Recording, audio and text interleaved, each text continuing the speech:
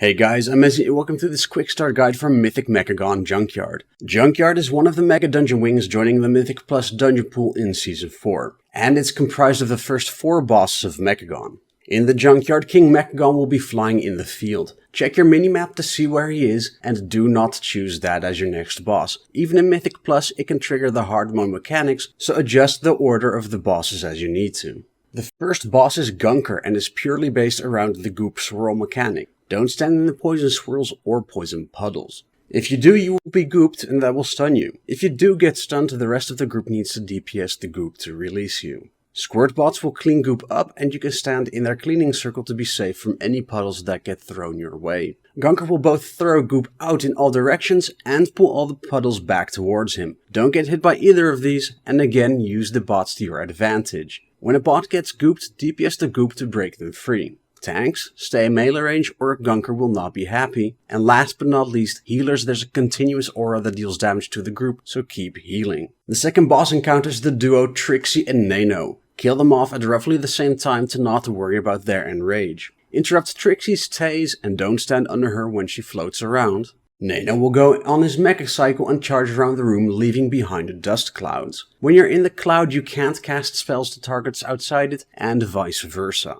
When Nano is off his bike, do not stand in front of him, otherwise you will get hit by his cleave. And also still, dodge his charge. Lastly, when Trixie casts Mega Tase on you, she intends to kill you in one hit. Stand in the dust cloud to dodge it.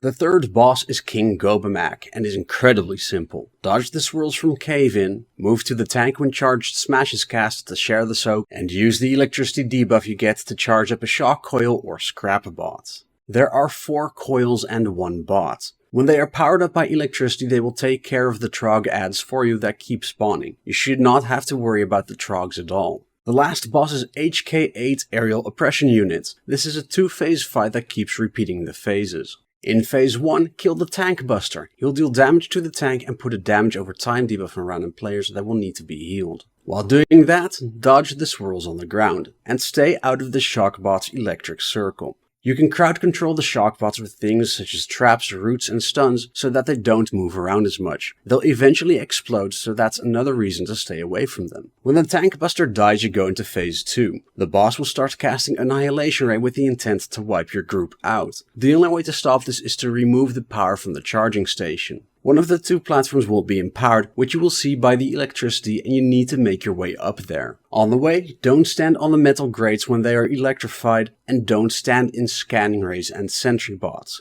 If you walk into their scan, they will send you back to the start of the platform. Immunities such as Turtle can cheat this entirely. When you get to the top, keep dodging the 2 bots and click on the charging station in the middle to siphon energy from it. When it reaches 0 energy, the phase will end and the boss will drop from the sky to take increased damage for 30 seconds. Pop all cooldowns and DPS the boss down as much as you can. After 30 seconds, you go back into phase 1 and the fight repeats itself. One final tip I'll give you for the siphoning energy from the charging station. When the energy is almost at 0, have the 3 DPS run over a bot to teleport back to the start. Have the tank and healer get the energy down to 0 so that the DPS can make full use of the 30-second window to DPS the boss instead of losing time having to run back. And that's all you need to know for Junkyard.